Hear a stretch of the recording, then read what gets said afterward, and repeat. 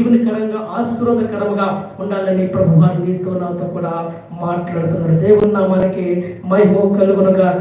చివరికి ఒక్క మాట చూపించి నేను ముగిస్తాను. ఒక్క మాట, నేను యెహోవా గారి కోసము ఏమైనా దొరుకుతుందనే ఒక ఆలోచన కలిగి ఉన్నప్పుడు నాకు యెహోవా రాసిన మొదటి పత్రిక ఒక మాట ఉందండి, కంపల్సరీ జీవించాలని నా ఆశలో ఉన్నాను. ఒక మాట అది ఒక నిమిషం ఉండే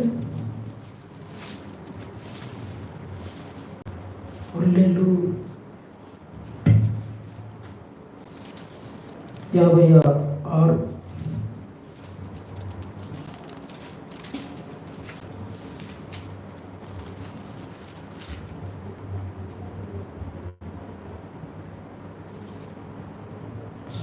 5:6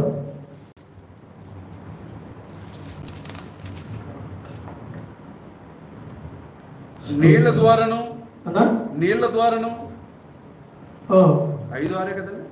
5 మొదటి యోహాను పత్రిక.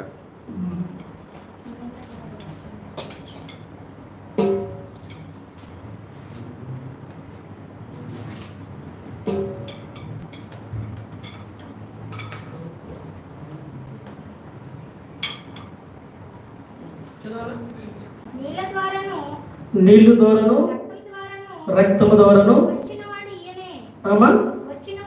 వచ్చినవాడు ఈయనే, అనగా యేసుక్రీస్తే.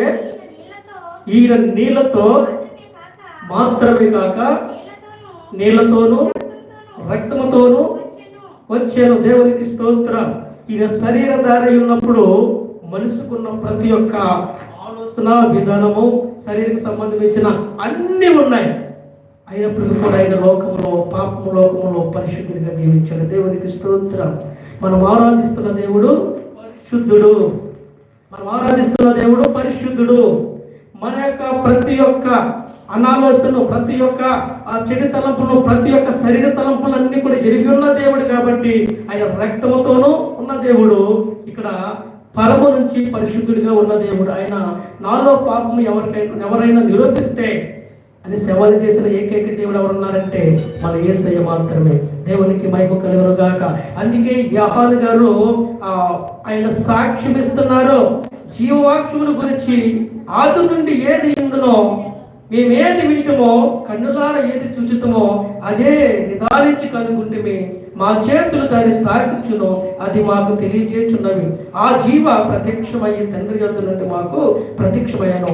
ఆ నిత్య జీవం మేము చూసి ఆ జీవమును గురించి సాక్ష్యమిచ్చుచున్నాము. దేవునికి మహిమ కలుగునుగాక.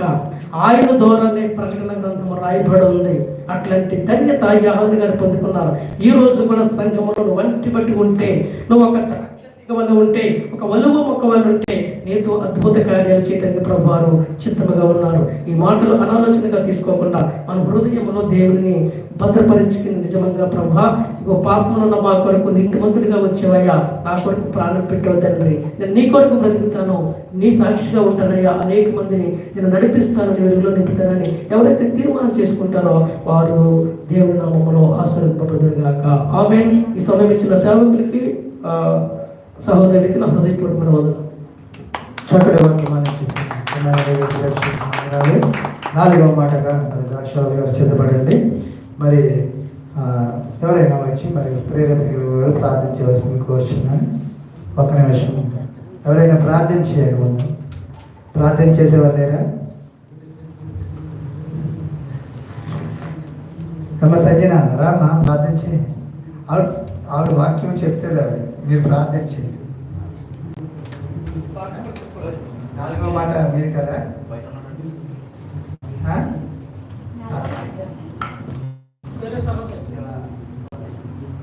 ప్రార్థించండి. దేవునామానికి మహిమ కలుగుగాక. అలాగే కూడి వచ్చిన సేవకులకి, కూడి వచ్చిన మీ అందరికీ సేవలకి నా హృదయపూర్వక వందనాలు. మరి నా చిన్న ప్రార్థన, మరి దేవానికి వందనాలు తండ్రి, పరిశుద్ధులనికి వందనాలు అయ్యా. ఇదిగో తండ్రి, 4వ మాటగా పలుకుతున్నప్పుడు ఆ బిడ్డ మీద నీ కృప నుంచమని, నీ హస్తాల నుంచమని అడుగుతున్నానయ్యా. దేవ, ఇదిగో తండ్రి, ఆ బిడ్డ మాకు మంచి మాటలు వివరించేలాగా నీ నామాన్ని మాకు కనపరచు, లేకపోతే విషయమని మరో దేవుడు మేము భద్రపరుచుకుంటే